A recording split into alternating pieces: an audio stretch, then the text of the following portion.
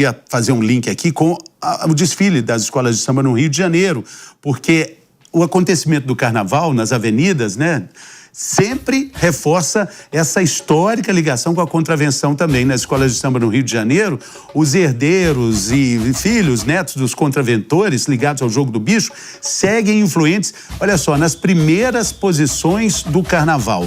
Eu tenho aqui a data, entre os 5 primeiros, temos aí a primeira colocada, né, Viradouro, que tem o neto de um chefão, Vila Isabel, que ficou em terceiro, a Imperatriz ficou em quinto e a Beija-Flor em segundo também. E aí a gente mistura com o Daniel Vorcaro, põe tudo no mesmo caldeirão, cabe tudo na mesma frase, né, professor? Não, total. Eu acho que é importante avaliar também, no caso do primeiro comando da capital, um processo de cada vez mais profissionalização das atividades econômicas que o comando realiza. E acho que isso se reflete muito também na própria forma de como a Operação Carbono Oculto revelou os montantes enormes de dinheiro que estavam disponibilizados, sendo utilizados ali pelas fintechs, por alguns bancos, como centros de lavagem de dinheiro.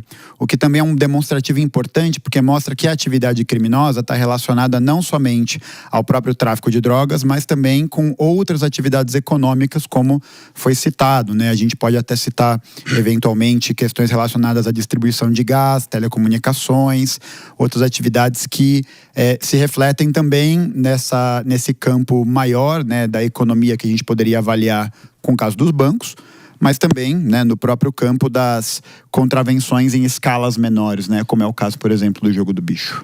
E aqui eu acho que a gente tem uma situação até indo nessa questão dos herdeiros, né, porque nesse último ano, nós tivemos o lançamento de uma minissérie que até tratamos aqui no Morning Show, né? Os Donos do Jogo, que trabalha um pouco dessas figuras. Então, de repente, surgiu um interesse maior também neles em redes sociais, na história da contravenção, do jogo do bicho dentro do Rio de Janeiro. E olha que situação interessante. Uma das grandes personagens, que é uma dama ali do jogo do bicho, é Juliana Paz, que ontem, com a vitória da Viradouro, também se consagrou rainha ali, vencedora do Carnaval de 2026. Então tem toda um suspense, uma história por trás disso que está sendo muito ressaltada nas redes sociais em vários personagens que são baseados em figuras históricas e também pessoas que estão à frente aí não desses jogos do bicho, mas da estrutura criada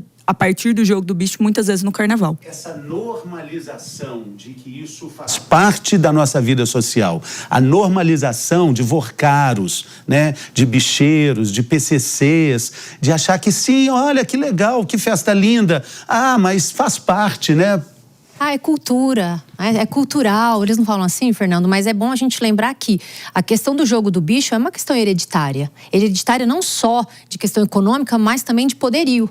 Por quê? Porque há uma disputa de quem vai ser o que ganha mais, o que controla a Zona Sul, o que controla a Zona Norte, não só levar cultura para o povo disfarçado, né, de elementos financeiros. Agora, o que nos chama também a atenção é a questão do PCC.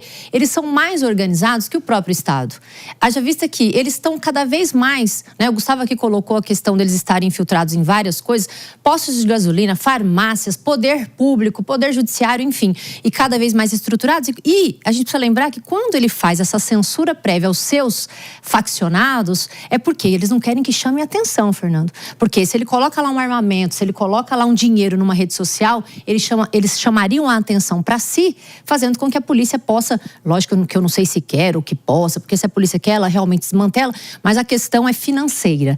O crime organizado em si, por que ele cresce a cada dia? Porque o calcanhar de Aquiles é o dinheiro. Cada vez mais eles estão ganhando. Nesse momento exato, a gente volta para a nossa rede de rádio. A gente está discutindo o Carnaval Carioca, contravenção. Estamos falando do organograma do PCC, que determina até normas de conduta. Vejam vocês, ouçam vocês, nas redes sociais. E a gente está até falando aqui, né? Seria isso, aquela variação da antiga e clássica ordem, tipo assim, não pode assaltar na favela, na comunidade não se rouba. E agora sim, nas redes sociais, vamos comportar com decência, entre muitas aspas? É interessante que num momento em que o país fala tanto sobre conduta, código de ética, compliance, o PCC também está seguindo nesse caminho antes que alguns tribunais do país.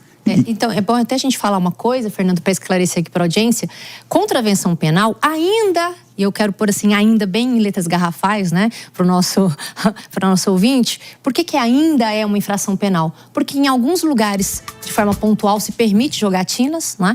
E por que ainda é ilegal? Porque o Estado não ganha. A partir do momento que o Estado conseguir controlar, e isso está se aproximando, né? Porque a gente já vê aí que tem vários projetos permitindo jogatinas, aí a gente vai ter preocupação, porque vai se afastar uma ilegalidade, vai se afastar também essa questão econômica. E quando você fala que eu posso os meus, é assim, não mexe com os meus, mexe com os de lá. E isso é nas comunidades em geral. Se você pega a criminalidade, é óbvio que o criminoso, o chefe, ele não quer que se mexa com onde ele, né, faz ali o trabalho, para que a polícia não chegue, para que não atrapalhe o tráfico, para que não atrapalhe o comércio, que é ilegal existente nessas comunidades. E vale lembrar a relação que existia, desde falou do Banco Master, o Master era um dos financiadores de um dos grandes camarotes da Sapucaí, né? E a gente tem feito esse link aqui, citando o caso dos bicheiros ou do mercado financeiro paralelo, né? E vale dizer que também um dos debates que a gente tem trazido ironicamente era justamente o Código de Ética também para o Supremo Tribunal Federal,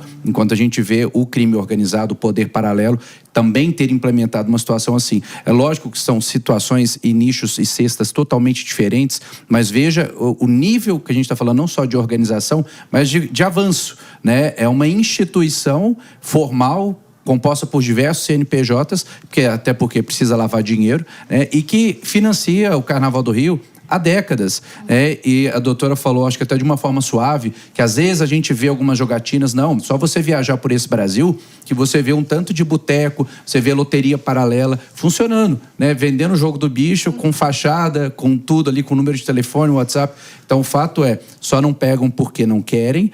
E ainda tem um adicional. Daqui a pouco, a tendência do que a gente tem visto com os jogos de aposta e tudo é até uma legalização desse mercado também. Mas aqui tem uma ironia, tá? Tem uma ironia que é, num país em que, de uma maneira desenfreada, se permitiu, sem a devida regulamentação, o funcionamento dos jogos digitais, das companhias digitais, das apostas online, qual é o grande problema por trás também desses jogos presenciais, seja ele o jogo do bicho ou qualquer outro? E eu acho que o Brasil sempre teve uma incoerência em relação a isso quando nós olhamos para a questão da loteria ser do Estado. Ou seja, o jogo de sorte sempre foi permitido no Brasil, mas o único grupo econômico que podia fazê-lo era o Estado.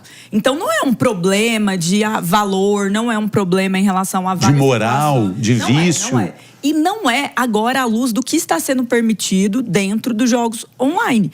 Assim, tem que regular, tem que fazer direitinho, tem que ter o passo a passo ali dos impostos, tem que ter tudo, tem que organizar. Mas se você me perguntar, olhando para outros países e olhando principalmente, acho que Las Vegas, os Estados Unidos ali, como eles fazem isso hoje, a gente tem um controle financeiro muito maior, é mais difícil lavar dinheiro, tem várias outras formas de lavar dinheiro, então por que o jogo seria a última? Porque não poderia fazer online? São várias perguntas não respondidas pelo Estado.